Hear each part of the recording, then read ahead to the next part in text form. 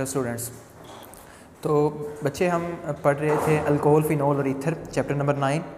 और पहला जो हमने पढ़ा है वो अल्कोहल वाला पोर्शन हमने शुरू किया था।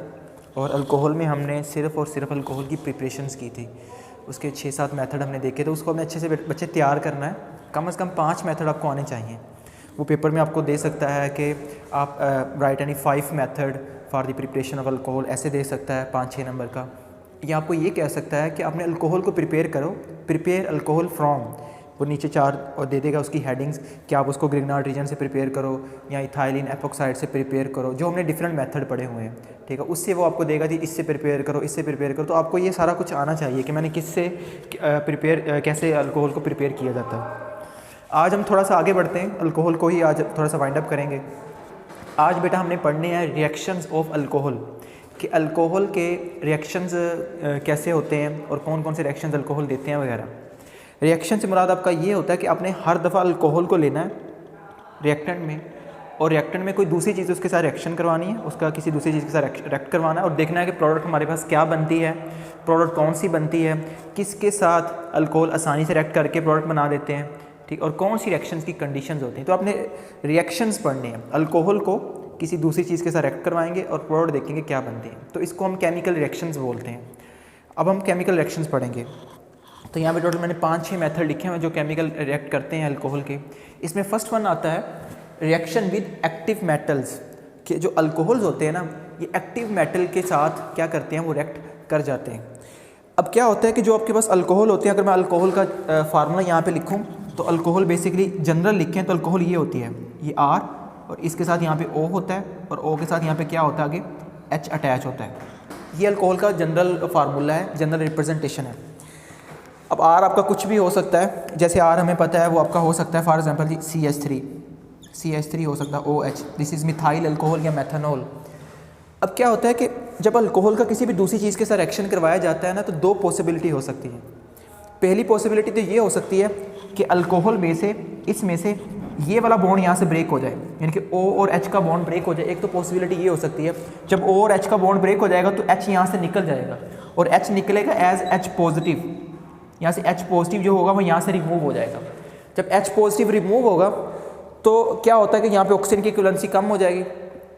अब H पॉजिटिव निकला एज इलेक्ट्रोफाइल, ये इलेक्ट्रोफाइल है, तो इसमें से अल्कोहल में से H निकला इलेक्ट्रोफाइल। अगर इलेक्ट्रोफाइल यहाँ से निकला है तो जिसके साथ मैं इसका रिएक्शन करवा रहा हूँ उसमें जो इलेक्ट्रोफाइल होगा वो इसकी जगह के ऊपर आके लग जाएगा। मतलब इलेक्ट्रोफाइल निकलेगा तो इलेक्ट्रोफाइल ही आएगा, तो रिजल्ट में कोई ना कोई प्रोडक्ट आपकी बन जाएगी।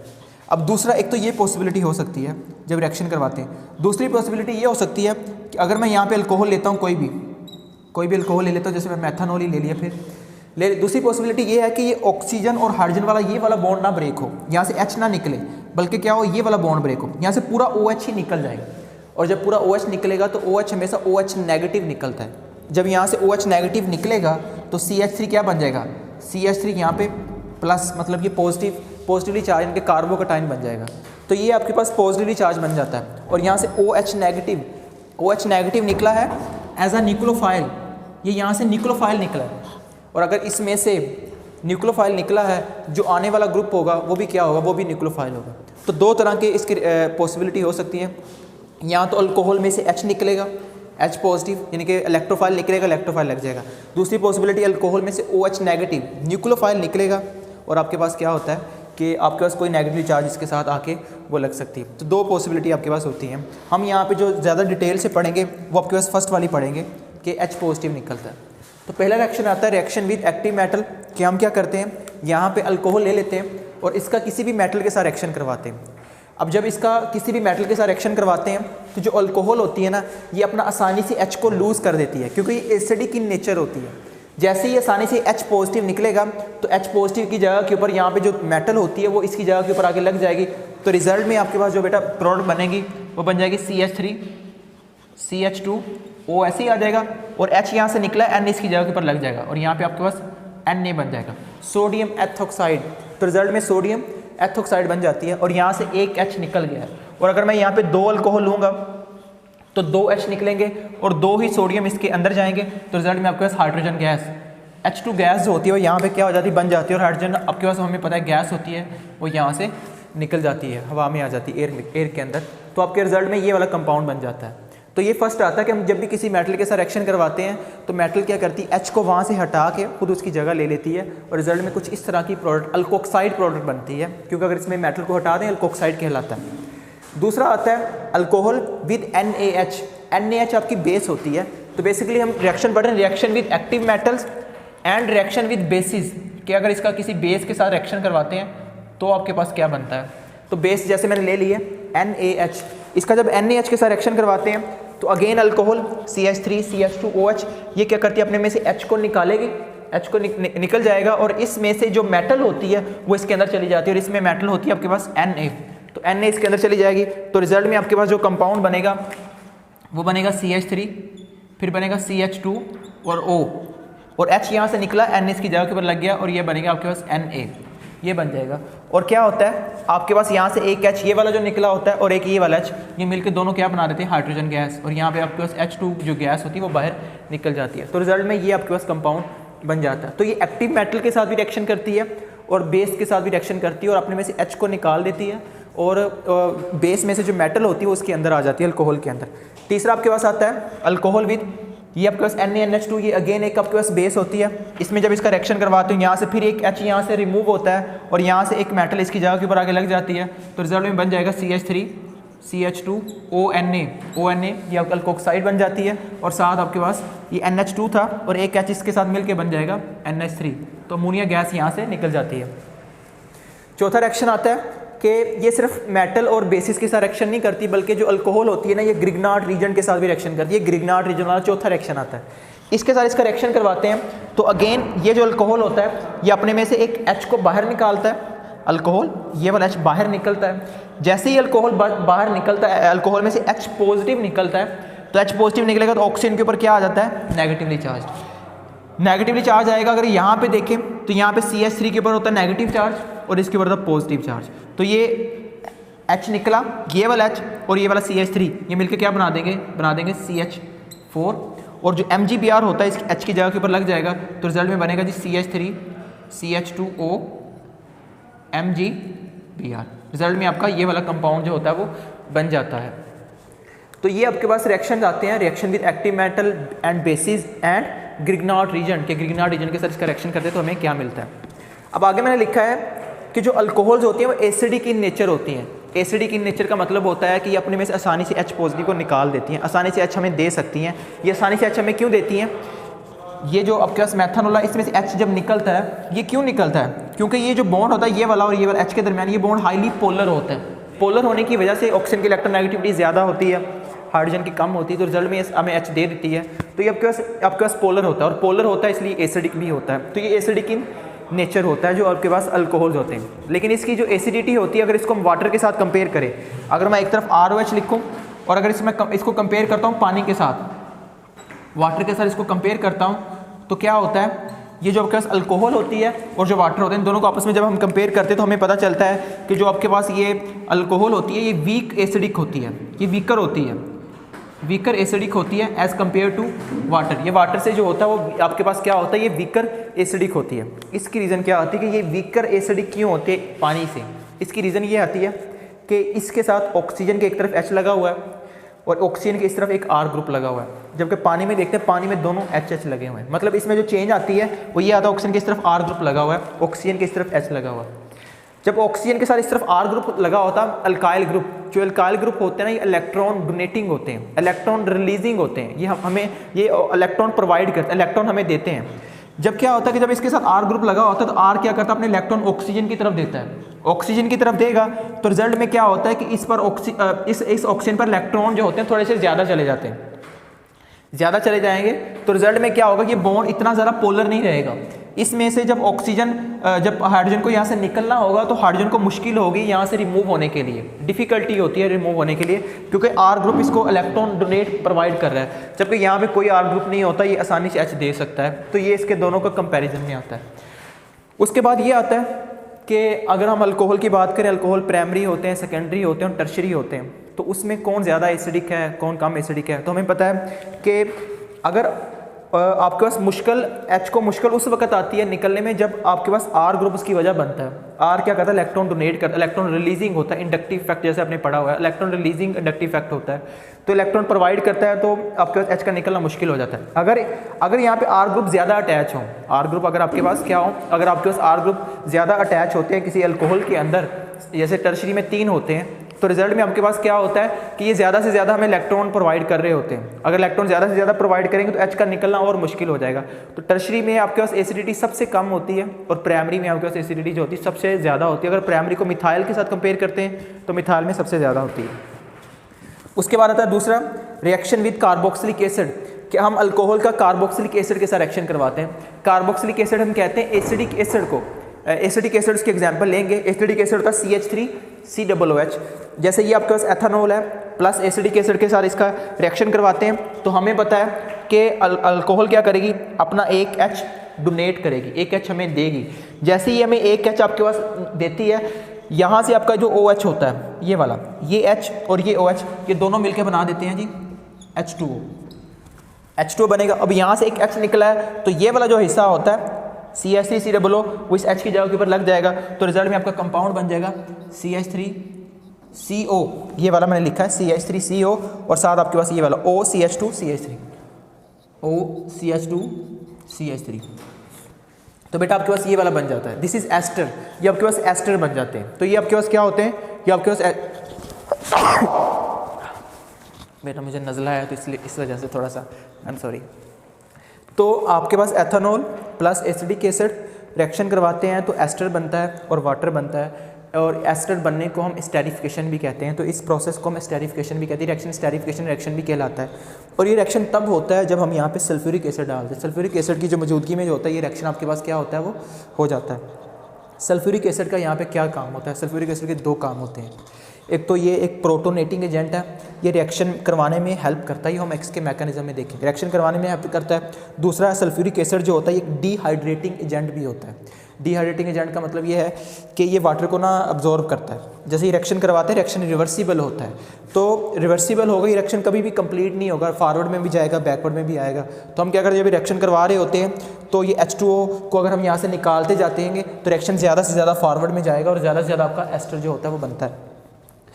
अब इसकी बात करते हैं कि जो प्राइमरी अल्कोहल होते हैं, अगर मैं यहाँ पे प्राइमरी अल्कोहल का एसिडिक एसिड के साथ करवाऊँ, सेकेंडरी का करवाऊँ या टर्शरी का करवाऊँ एसिडिक एसिड के साथ, कौन अच्छी यील्ड देगा एस्टर की, तो सबसे अच्छी जो हमें यील्ड देती है वो प्राइमरी अल्कोहल देती है। प्राइमरी अल्कोहल सबसे अच्छा जो गुड यील्ड अच्छी पैदावार हमें एस्टर की देता है, जबकि सेकेंडरी और टर्शरी में रिएक्शन जो होता है स्लो हो जाता है क्योंकि उसमें स्टेरिक हिंड्रेंस आ जाती है। टर्शरी में बहुत ज़्यादा R ग्रुप अटैच होते हैं, जब बहुत ज़्यादा R ग्रुप अटैच होते हैं OH के साथ तो एसिडिक एसिड के साथ उसका रिएक्शन थोड़ा सा मुश्किल हो जाता है स्टेरिक हिंड्रेंस की वजह से। तो रिजल्ट में आपके पास क्या होता है, रिजल्ट में आपके पास एस्टर जो होता है वो बनता तो है लेकिन रिएक्शन बहुत स्लो हो जाता है और ये रिएक्शन रिवर्सिबल भी हो रहा होता है। अब आते हैं इसके मैकेनिज्म के ऊपर कि मैकेनिज्म में हम इसको एक्सप्लेन करेंगे कि एस्टर जो होता है वो कैसे बनता है। यहाँ पे मैंने मैकेनिज्म लिखा है, इसको अपने ध्यान से करना है। अब हम क्या करते हैं, जब मैंने ये रिएक्शन करवाना होता है तो मैं एक कंटेनर लेता हूँ, इसके अंदर मैं तीनों चीज़ें डाल देता हूँ, ये अल्कोहल भी डाल देता हूँ, कार्बोक्सिलिक एसिड यानी कि एसिडिक एसिड भी डाल देता हूँ और सल्फ्यूरिक एसिड भी डाल देता हूँ, क्योंकि सल्फ्यूरिक एसिड के बगैर ये काम नहीं होगा। सल्फ्यूरिक एसिड का ये प्रोटोनेटिंग एजेंट प्रोटोनेशन करता है, हमें H देता है, वो बड़ा ज़रूरी है।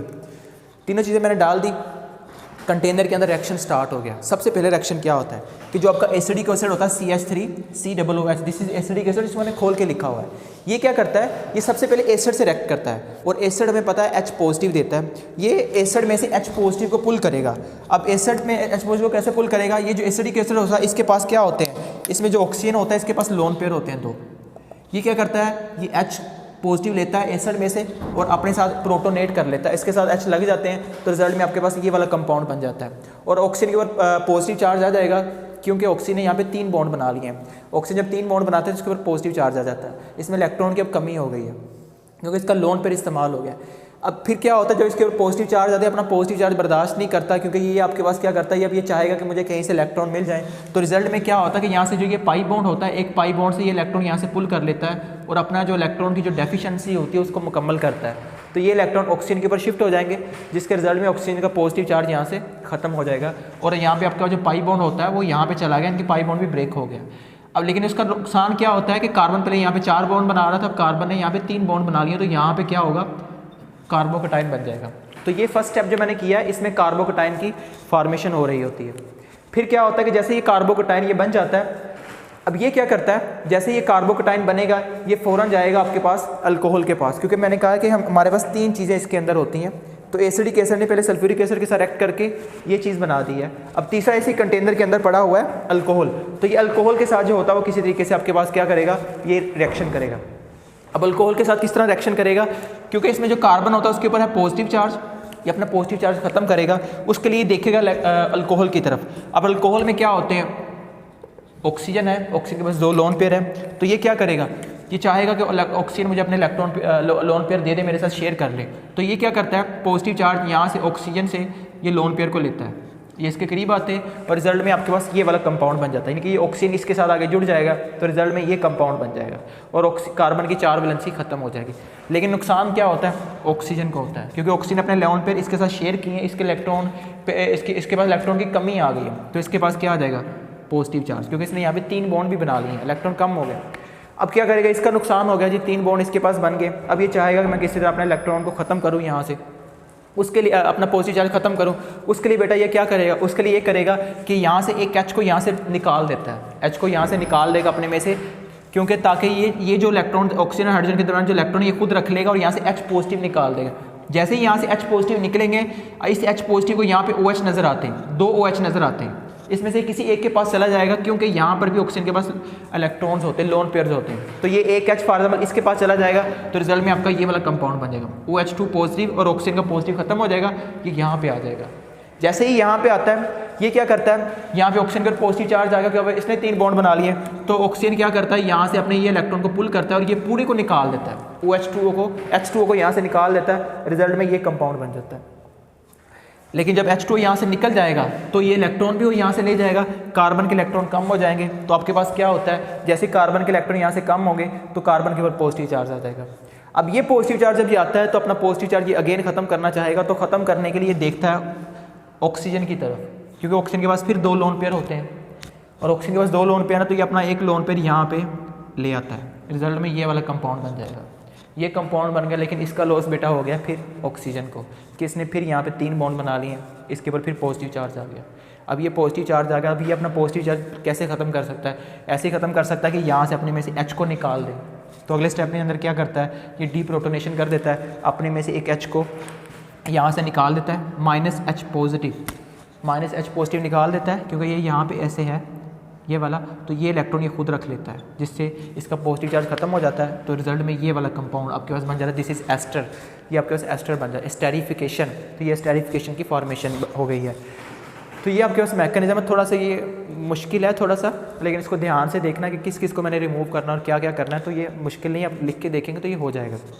तीसरा रिएक्शन आता है रिएक्शन विद एसिड हैलाइड और एसिडिक एनहाइड्राइड, कि अगर अल्कोहल का एसिड हैलाइड के साथ करवाते हैं और ये एसिडिक एनहाइड्राइड के साथ करवाते हैं तो हमारे पास क्या होता है, alcohol CH3CH2OH plus acid halide, ये आपके पास है CH3 C डबल बॉन्ड और Cl, मिथाइल एसीटेट, ये आपके पास होता है। ये क्या करता है, जब इसके साथ रिएक्शन करवाते हैं तो अगेन यहाँ से आपका ये एक H निकलता है, क्योंकि एसिडिक होता है, ये अपना H आसानी से यहाँ से दे देता है, जैसे ही H देता है ये फ़ौरन Cl के साथ मिलके बना देगा जी HCl बन जाएगा, और ये वाला जो हिस्सा होता है इस H की जगह के ऊपर आके लग जाएगा, तो रिजल्ट में आपके पास बन जाएगा जी CH3 CH2, ठीक है जी।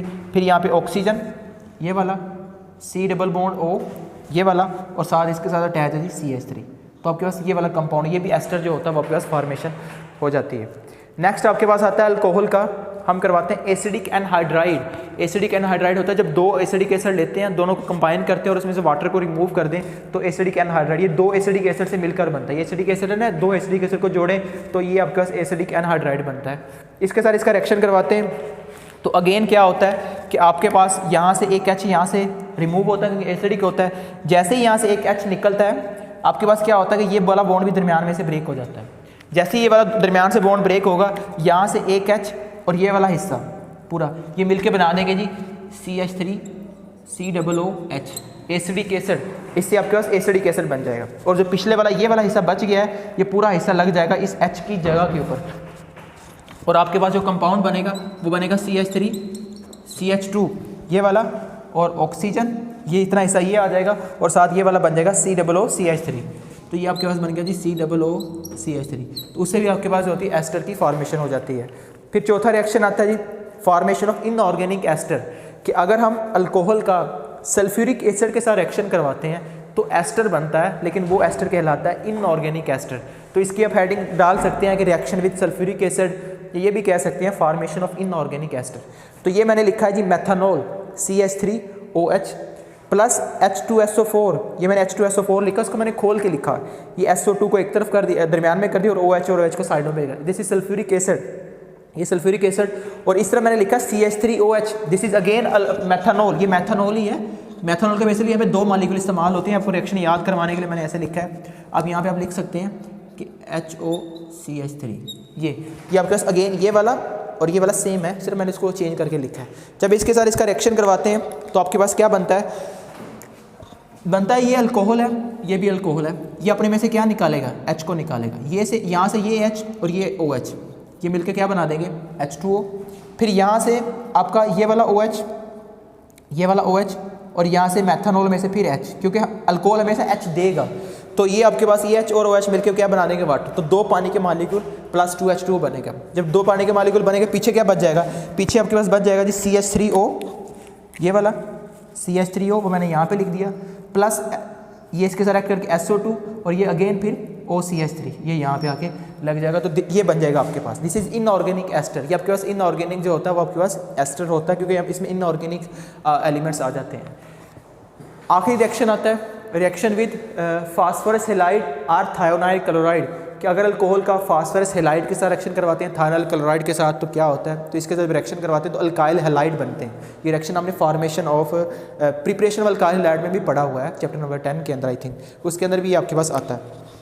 Alcohol plus PCl3 phosphorus trichloride के साथ इसका रिएक्शन करवाते हैं। तो मैंने बच्चे आपको याद करवाया था कि अल्कोहल प्लस PCl3 का रिएक्शन करवाते हैं तो एक PCl3 के साथ 3 अल्कोहल के मॉलिक्यूल रिएक्ट करते हैं। एक अल्कोहल के साथ एक PCl3 के साथ 3 अल्कोहल के मॉलिक्यूल रिएक्ट करते हैं। रिजल्ट में आपके पास क्या होता है, अब जो ये वाला रिएक्शन आता है इसमें पूरा आपका OH निकलता है, ये वाला OH यहाँ से निकल जाएगा और यहाँ से एक क्लोरीन इसकी जगह के ऊपर आके लग जाएगा। तो रिजल्ट में आपके पास बन जाएगा जी CH3 CH2, OH निकल गया, Cl इसकी जगह के ऊपर लग जाएगा, जिससे अल्काइल हैलाइड। अगर यहाँ पे 3 मॉलिक्यूल लिए हैं तो यहाँ भी क्या होंगे, यहाँ भी आपके पास 3 मॉलिक्यूल ही बनते हैं, तो अल्काइल हैलाइड बन जाता है। और पीछे आपके पास क्या बन जाती है जी, पीछे आपके पास बचेगा जी OH और यहाँ से P बचेगा और आपके पास क्लोरीन के मॉलिक्यूल बनेंगे। उससे आपके पास क्या बनेगा जी, उससे आपके पास बन जाएगा जी POCl3, आपके पास ये वाला सॉरी POCl3 या फिर H3PO3 बनेगा,